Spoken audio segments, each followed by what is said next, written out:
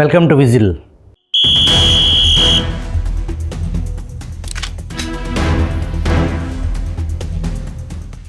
Betting apps ప్రమోషన్ల రచ్చలోకి తెలుగు సినీ రంగ అగ్రనటుల పేర్లు కొత్త రచ్చకు దారితీస్తుంది.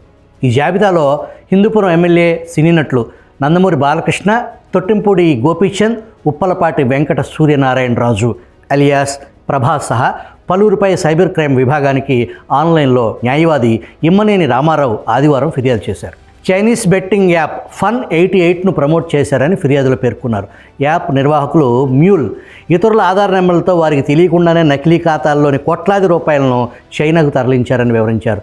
దేశ భద్రతకే సవాల్గా మారిన Fun88 బెట్టింగ్ యాప్ గూగుల్ ప్లేస్టోర్లో అందుబాటులో ఉందని దాన్ని వెంటనే రద్దు చేయాలని ఫిర్యాదులో పేర్కొన్నారు.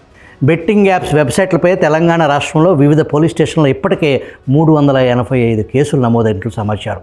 అయితే బెట్టింగ్ యాప్స్ వలలో చిక్కుకుని అప్పులు తీర్చలేక ఆత్మహత్యలు చేసుకున్న వారి కేసులను రీఓపెన్ చేయాలని రేవంత్ సర్కార్ సూచిస్తున్నట్టు తెలుస్తుంది. వేల కోట్ల దందాలో ఎక్కువ చైనా కంపెనీల యాప్సే అధిక శాతం వాటా అని దర్యాప్తు అధికారులు పేర్కొంటున్నారు. ప్రభుత్వ అనుమతులు ఉన్న భారతీయ కంపెనీలు 28% GST చెల్లించాల్సి ఉంటుంది. బెట్టింగ్పై నిషేధం లేని రాష్ట్రాల్లో ఆయా యాప్స్ వెబ్సైట్ల ద్వారా కార్యకలాపాలు నిర్వహించుకోవచ్చని, చాలా సంస్థలు నిబంధనలు పాటించడం లేదని, GST చెల్లించని గేమింగ్ యాప్ సంస్థలపై GST ట్యాక్స్ ఇంటెలిజెన్స్ అధికారులు కేసు నమోదు చేశారు. 357 వెబ్సైట్లను బ్లాక్ చేయడంతో పాటు వారి బ్యాంక్ ఖాతాలను కూడా ఫ్రీజ్ చేశారు. తెలంగాణ రాష్ట్రంలో జియో ఫెన్సింగ్ టెక్నాలజీ ద్వారా బెట్టింగ్ సైట్లు యాక్సెస్ కాకుండా అడ్డుకోవడానికి సైబర్ సెక్యూరిటీ బ్యూరో అధికారులు ప్రయత్నిస్తున్నారు. 133 భారతీయ బెట్టింగ్ సంస్థలకు ఇప్పటికే నోటీసులు కూడా జారీ చేశారు.